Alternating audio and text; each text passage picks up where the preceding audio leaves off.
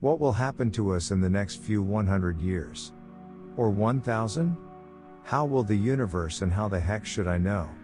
Nobody knows for sure, but we can gather all the existing theories together and find out.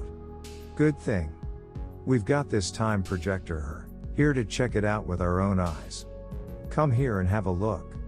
Let's start with our own near future. In 10 years, you'll be 10 years older, high percentage of probability there.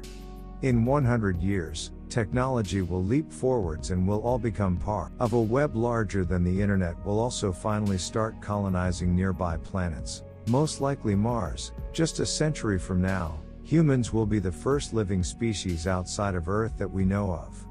Cool, huh? But it gets better. Hopping another 900 years forward to the next millennium. In 1,000 years, humanity will accept technology not only in their lives, but inside their bodies. To ever heard about cyborgs? If that's too sci-fi for you, well, get ready for a bit of a shocker. That's exactly what every other human being will become in the future. And here goes 10,000 years from today. Antares, the red supergiant star that is 15th brightest in our night sky, will explode in a supernova. This glorious event will be visible with the naked eye even in broad daylight, if there still is a human eye to behold it. 100,000 years in the future, and many of the constellations we know will become unrecognizable because of the natural movement of stars.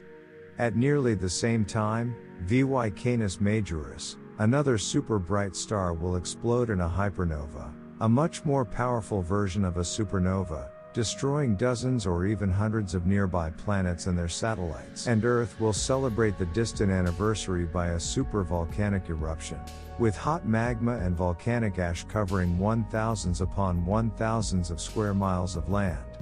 In 500,000 years, our planet will be struck with a huge boulder from the sky, an asteroid of about a half a mile in diameter. If humans don't find a way to avoid the impact, it will cause mass destructions on Earth. In 1 million years, 2 out of 4 moons of Uranus will collide with each other, causing chaos on the planet. At the same time, Betelgeuse, one of the brightest stars in our galaxy, will explode, clearly visible from Earth. Just 400,000 years later, Phobos, one of Mars' 2 satellites, will break apart because of increasing gravity, and the red planet will have its own set of rings just like Saturn, and somewhere far away, at the edge of the solar system, a rogue star called Gully 710 will enter the Oort cloud, which is a field of icy comets marking the borders of our system. Because of this star, many of those comets might turn in Earth's direction, eventually bombarding it from space. 110 million years from now is when the sun will become 1% brighter. It will change the climate on every planet in the solar system ever so slightly, making it hotter and hotter still. At 2 billion years mark, the sun's luminosity will make oceans evaporate on Earth. The life on our planet will cease to exist in all but the simplest forms, which will soon go extinct as well. 4 billion years from now, the Milky Way galaxy will collide with the Andromeda galaxy. Supermassive black holes in the center of both of them will get close to each other and begin merging into one, a hypermassive black hole that has a mass of billions of suns. And that will mark the birth of a brand new galaxy, Milkdromeda, or maybe in way in. They'll have big sales conventions and try to get you to join.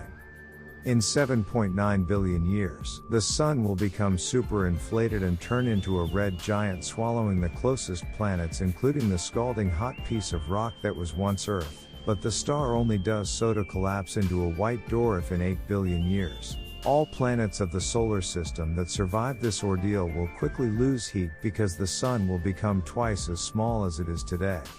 In 100 billion years, the universe will stretch so far and so fast that galaxies will become invisible from each other's perspective. The universe is constantly expanding, and the rate of the stretching is growing. To some say it's faster than the speed of light, which makes it impossible to see the actual edge of the universe by any means. In 1 trillion years, new stars will stop appearing in space. The ever-expanding universe will stretch so much the distance between stars and galaxies is just too big. There will be no gas clouds and thus no material for new stars to take shape. In 100 trillion years, the degenerate era will begin with no fuel to feed the new stars. They will simply stop forming at all, even if some tried at first. At the same time, the existing stars will slowly fade, turning from bright object into dwarfs, red, blue, white, and brown. In 120 trillion years, only white and brown dwarf stars will remain where normal stars have once been.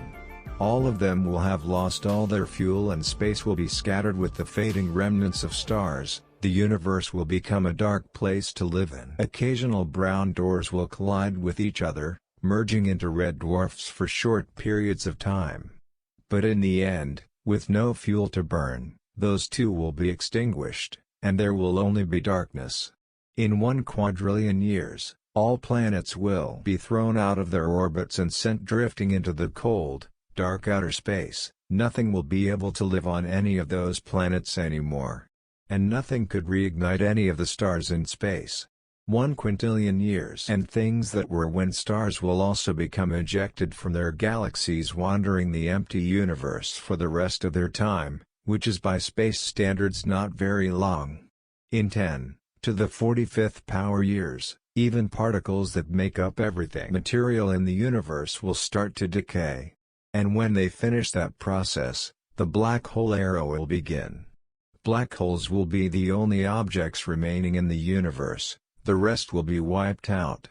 But even black holes are not eternal. They will all decay too, and that will happen in about 10 to the 107 power years from now. What will remain after they disappear is almost pure vacuum filled with tiny subatomic particles. There will be a vast incomprehensible ocean of emptiness until even those little things disappear, to making the universe an absolute void. Now, for quintillions of years, there will be nothing. This period is called the Dark Era. And time won't matter at this point. But then, if we leap forward an innumerable amount of years, what's this? The space seems to be moving. It's rippling, the ripples are getting bigger and wider, taking in more and more of the empty universe. But how could this even happen in the utter vacuum? Well, that's because of the false vacuum that exists alongside the real one. No one knows exactly what it is. But if you watch long enough, you'll see, there you have it. The false vacuum has just inflated and heated up to extreme temperatures, exploding in the empty space and filling it with new energy, giving life to the new universe, and possibly not even a single one. You know, this event is the Big Bang. That's how our universe was born, and how it will probably be reborn after billions upon billions of years. Bottom line, right now seems to me like a pretty good time to be alive. Make sure to get outside and play some today. Work can wait, so can the universe, so they're bright sider. Hey, if you learned something new today, then give the video a like and share it with a friend.